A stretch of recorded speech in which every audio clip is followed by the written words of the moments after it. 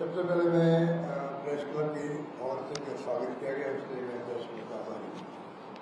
मुझे खुशी है कि आज आप सबसे मुखातिब होने का सौभाग्य मिला। जैसा आप जानते हैं कि दूसरे पीढ़ी चुनाव 29 को और कल लास्ट डे है कैंपेन का। चुनाव बहुत महत्वपूर्ण हो रहा है। बंगाल का अपना एक बहुत शानदार इतिहास रहा देश के अंदर। बंगाल से पूरा देश प्रेरणा लेता रहा है। आज़ादी के पहले भी वो लंबा इतिहास है। आप सबको बताने की आवश्यकता नहीं है किस प्रकार सुभाष चंद्र बोस से लगाते थे सुभाष चंद्र तक जो नेता रहे विधायक चंद्र राज से लगाकर मुख्यमंत्री के रूप में, तो योगदान बहुत लंबा हुआ है। बड़े बड़े महापुरुषों का वो यहाँ से हुए हैं। इस बात का बंगाल वासियों का नहीं पूरे देशवासियों को गर्व है बंगाल वासियों का। बंगाल का अभी जो चुनाव डेमोक्रेसी देश में जिन हालात में पहुँच गई है वो हमें खतरा लगता है। जिस प्रकार एनडीए गवर्नमेंट बीजेपी के जो राजनीति ध्रुवीकरण की है वो इतनी खतरनाक मोड़ ले चुकी है जहाँ जुडिशरी दबाव में है देश की, जहाँ पर जितनी एजेंसियाँ हैं प्रीमियर एजेंसी हमारी है, चाहे इनकम टैक्स ईडी या सीबीआई हो, जिसके माध्यम से ये लोग जो खेल खेल रहे हैं वो सबके सामने है। चुनाव चल रहे हो तब भी वो छापे डालते रहते हैं बेशर्माई से। मतलब वो शर्म भी नहीं आती कि लोग आम लोग क्या सोचेंगे वो कभी चिंता नहीं करेंगे। और उसी रूप में ये लोग अपना एजेंडा बढ़ा रहे हैं ध्रुवीकरण के नाम पर, हिंदू मुस्लिम के नाम पर। तो डेमोक्रेसी कहाँ रहेगी? आप बोलने के अधिकार पर रोक लग रही है। पूरे देश में कितने लोग जेलों बंद होंगे, पत्रकारों सहित साहित्यकारों सहित, किसी को नहीं मालूम है। आप अगर विरोध में कुछ लिखें या आप मीडिया में दें तो आप जेल जा सकते हैं। इस माहौल में देश में घुटन महसूस हो रही है और देश बड़ा चिंतित हो गया कि होगा क्या है देश के अंदर, डेमोक्रेसी का क्या होगा। ये बात जब हम सामने रखते हैं तो लगता है बंगाल जैसे प्रदेश के अंदर बीजेपी कभी घुसनी नहीं चाहिए। अगर इसकी एंट्री यहाँ हो गई, आप कल्पना कीजिए अगर बीजेपी कामयाब होती है चुनाव के अंदर तो पूरे देश में क्या बीतेगी कोई कल्पना नहीं कर सकता। मैं इस रूप में देखता हूँ चुनाव को कि बंगाली है, बंगाल का अलग और है देश के अंदर। और वहाँ अगर बीजेपी घुस जाती है जो कि बिल्कुल पूरी तरह से कोई यकीन नहीं किया लोकतंत्र के अंदर। ये फासिस्ट लोग हैं, आरएसएस और बीजेपी ने बर्बाद करके रख दिया देश को जब सत्ता में आए हैं। और मेरा मानना है कि और ब्यूरोक्रेसी हो चाहे जुडिशरी हो, मैंने कहा आपको जब अगर दबाव में काम करेंगे, चुनाव आयोग बीजेपी का डिपार्टमेंट बन गया है। आपसे ज़्यादा कौन समझ सकता है जब बंगाल के लोगों के सामने एफआईआर की बात आई है। देश भर के अंदर तहलका मचा रखा इन लोगों ने, तहलका मचा दिया। उसके परिणाम आप देख रहे हो, आपका लाखों वोट कट गए हैं। और जो जुड़ने चाहिए थे वो जुडिशरी की जो कमेटी बनाई गई सुप्रीम कोर्ट ने, वो तो कुछ नहीं कर पा रही है। और फिर चुनाव हो रहे हैं। टीएन सेशन जब थे लेकिन कमिश्नर, तमिलनाडु के अंदर चुनाव चल रहा था बाई इलेक्शन, और तत्कालीन मुख्यमंत्री के वहाँ पर दखल से कुछ साड़ी हमारे बनने लगे वहाँ पर, उन्होंने चुनाव पोस्टपोन कर दिया जल्दी चुनाव को। और यहाँ पर नाम कट गए 90 लाख के आसपास, 27 लाख लोगों के सबूत मिल गए, 27 लाख लोग यहीं के हैं। उसके बावजूद भी वो 27 लाख लोग वोट नहीं दे पाएंगे और फिर भी चुनाव हो रहे हैं। इलेक्शन कमीशन में ईमानदारी होती, वो चुनाव रोकता, पोस्टपोन करता, कुछ भी करता। चुनाव डेमोक्रेसी की खूबसूरती इसी के अंदर है, किसी कीमत पर चुनाव निष्पक्ष हो, डेमोक्रेसी उससे मजबूत होती है। और जिस प्रकार हालात हैं तो डेमोक्रेसी कहाँ रहेगी? जिस देश का पूरी दुनिया में नाम है कि हिंदुस्तान सबसे बड़ा लोकतांत्रिक मुल्क है दुनिया के अंदर। हमारी पहचान उसी से है, उसको बर्बाद करने में लोग खुले हैं। ये आपको हम सबको चिंता होनी चाहिए। जब तक चिंता सबको नहीं होगी, पब्लिक को, तो राजनीतिक पार्टी अकेली क्या कर सकती? राहुल गांधी जी बोलते हैं, खड़गे साहब बोलते हैं। आप बताइए, महिलाओं का आरक्षण की बात में, अमेंडमेंट में, क्या आप नहीं समझते कि जो इन्होंने भी शुरू कर रखा है, यहाँ भी बंगाल में भी, तमिलनाडु में भी कोशिश करी महिलाओं के वोटरों के लिए प्रभावित करें। कॉमन सेंस की बात है। इतना बड़ा अगर अमेंडमेंट था, पहला काम जो खड़गे साहब राहुल जी ने कहा कि आप ऑल पार्टी मीटिंग बुलाओ। कॉमन सेंस है। छोटा बड़ा बिल भी होता है कई बार, तब भी पहले ऑल पार्टी मीटिंग बुला के बात की जाती है। नहीं की गई। मान लीजिए गई चुनाव है तमिलनाडु में और बंगाल में, गुमती चुनाव 29 के बाद मीटिंग बुला लीजिए, अधिवेशन बुला लीजिए पार्लियामेंट का, नहीं माना गया। और तीसरा मेरा मानना है, इतना सीरियस अगर वो मानते अमेंडमेंट को, प्रधानमंत्री मोदी जी को खुद को दक्षिण के राज्यों के मुख्यमंत्री को बुला के बात करनी चाहिए, बंगाल के मुख्यमंत्री बुला के बात करनी चाहिए, जिनको आशंका थी कि परिसीमन के बाद में कुछ भी हो सकता है, गड़बड़ हो सकता है, हमारा अन्याय हो सकता है, बुला के बात खुद को करनी चाहिए थी। तब मानते वो सीरियस है। इस प्रकार से वहाँ बिल पेश किया गया, गिरने था, गिर गया। आरक्षण जो लोगों के संबंध नहीं था, परिसीमन वो अपने हिसाब से करना चाहते थे, जैसे कि आसाम के अंदर हुआ, जम्मू कश्मीर में हुआ। आसाम के अंदर क्या होगा, वोट हमारा ज्यादा आए पार्लियामेंट में और सीट हमारे कम है, 3 हमारे 9 उनके आ गई। परिसीमन का इतना बड़ा असर पड़ता है। ये चाहते थे कि पूरे 8.5 सीटों का परिसीमन हम अपने हिसाब से कर दें, जो हमेशा के लिए डेमोक्रेसी खत्म ही हो जाए, चाइना की तरह जनरल बॉडी बन जाए, 1000 लोगों की बॉडी है लगभग वहाँ चाइना में, वैसी बन जाए। ये क्या तमाशा था? उस तमाशे को मैं तो मुबारकबाद दूंगा कांग्रेस के अलावा विपक्षी पार्टियों को, एकजुटता दिखाई, इनको मुंह की खानी पड़ी।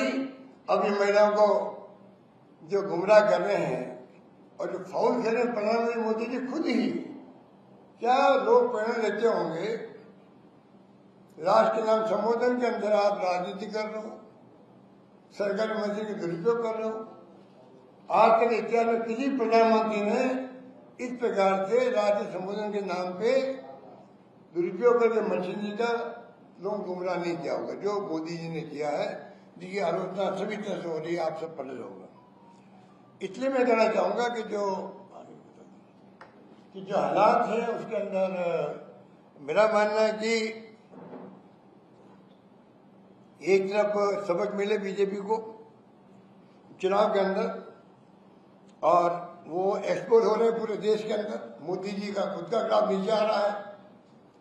और दूसरी तरफ यहाँ जो ममता बनर्जी मुख्यमंत्री है, यहाँ की जनता ने उनको 3 बार मौका दिया है, तो जिस प्रकार के को उम्मीद नहीं करता था उनसे, पर जिस प्रकार से समय के साथ साथ में वो बदलती गई, सरकार बदलती गई। और आप देखिएगा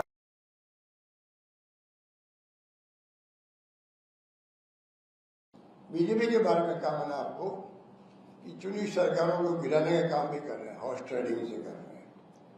उनके अलग तरह के कर्म है। कर्नाटक में सरकार गिरा दी, मध्य प्रदेश में गिरा दी, बनी सरकार। महाराष्ट्र में आपने देखा कितना बड़ा खेल हो गया, 50 करोड़ का हो गया। राजस्थान के अंदर भी इन्होंने कोशिश करी,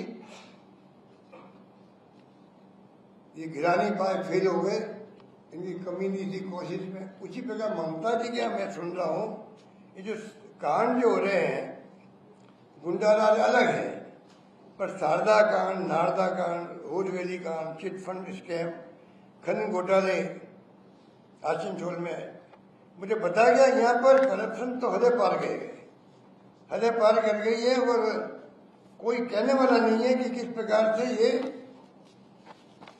बंगाल के अंदर माहौल इतना बिगड़ चुका है, लोग दुखी हो गए कि बिना कट बनी के कोई काम होता ही नहीं, बिना कमीशन काम नहीं होता है, करप्शन हदे पार गए, बेरोजगारी बढ़ती जा रही है, उनकी चिंता किसी को भी नहीं है।